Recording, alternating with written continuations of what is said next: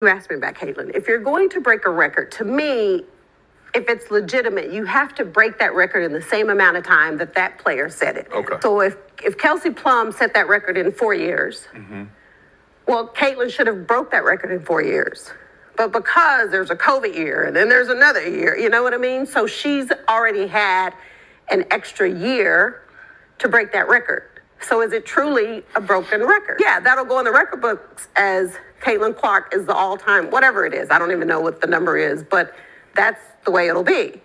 And I don't think it should be. Let's also talk about how much more experience that gives you over other players coming in, right? So people say, dang, like he or she's killing them. But you have a 25-year-old playing against a 20-year-old. Like, you should be killing them. Yeah. Because you've been doing it a lot longer than they have. Clark right now probably takes about 40 shots a game. Carry on. I know you like that. Hell yeah. I'm going to say this, and then I want to be done with this whole conversation. So for people to come at me and say that I made those comments because I'm a racist, first of all, Black people can't be racist, but that's the farthest thing from my mind. I grew up in a very small West Texas town, predominantly white.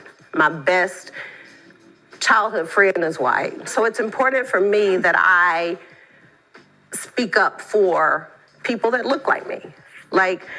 It's Black History Month.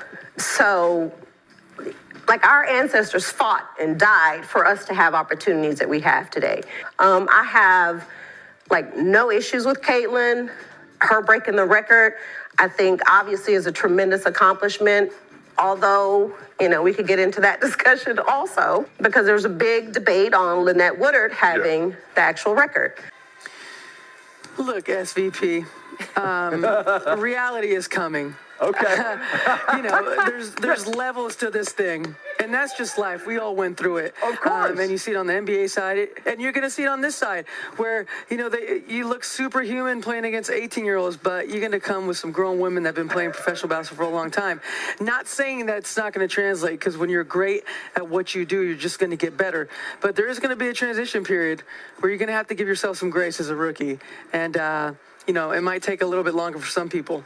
Right on. That's DMC, you have to build a WNBA team. Who are you taking first? Paige or Caitlin? I have an answer. Want me to go? You go. I think you have to take Caitlin for one reason. Because I think you can't go wrong with choosing either one. Right.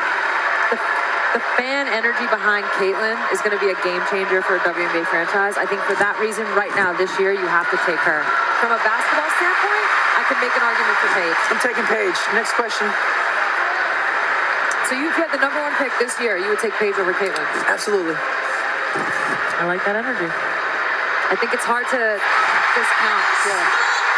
I am the hidden figure, but no longer now. My record was hidden from everyone for 43 years. 43 years. I don't think, I'll just go ahead and get the elephant out of the room. I don't think my record has been broken because you can't duplicate what you're not duplicating. And so unless you come with a men's basketball and a 2-point shot, hey,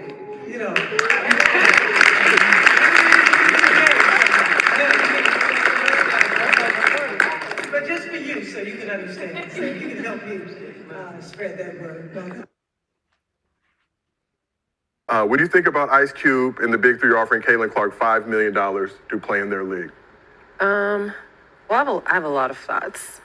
But the first one is, so you offered the contract to a player who's not yet even in the WNBA. Big Three does not happen during overseas season. So that doesn't make sense. That's true. And then for us to get just constantly shit on, you can't even acknowledge the growth and how amazing the WNBA is doing because shit like this happens. When you didn't even have to bring up the W. If you're going to say that it's for that, then stand on that. But I don't think I think he's trying to make a business decision, which he's a businessman. That makes sense. But to mask it in this, I want to uplift and support WNBA players and women athletes is kind of a cop-out, I think. And I don't think it really makes any sense. That the criticism is often very one-sided. Caitlin Clark talks her shit. Caitlin Clark is demonstrative. Caitlin Clark, people aren't bothered by that. People aren't bothered by it because they're caught up in the narrative of, oh, here's this, wonderful, kind soul from the great state of Iowa representing Middle America. So they put all these sort of, what happens in these sports race wars is everybody projects their own shit on the people coming.